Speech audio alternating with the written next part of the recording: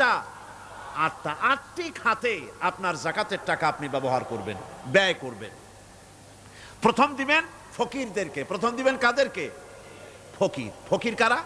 ফকির হচ্ছে নিজের জীবন জীবিকায় অন্যের মুখাপেক্ষী। তারপরে শিশু, এতিম, বিধবা, জীবন চালানো খুবই কষ্টকর, অভাবগ্রস্ত লোক, এরা হচ্ছে ফকির। আর মিসকিন হচ্ছে যারা নিজেদের প্রয়োজন উপযোগী অর্থ উপার্জন করার সামর্থ্য নাই, আর মানুষের কাছে আত্মমর্যাদার কারণে হাত পাততেও পারে না।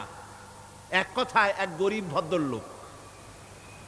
আল্লাহ কোরআন শরীফ বলেছেন যে এদের চেহারা দেখে বুঝো জ্বর পেটে খাবার নাই, অথবা সে অসুবিধায় আছে, চেহারা দেখে বুঝে তাকে সাহায্য করো। সে এমন শরীফ মানুষ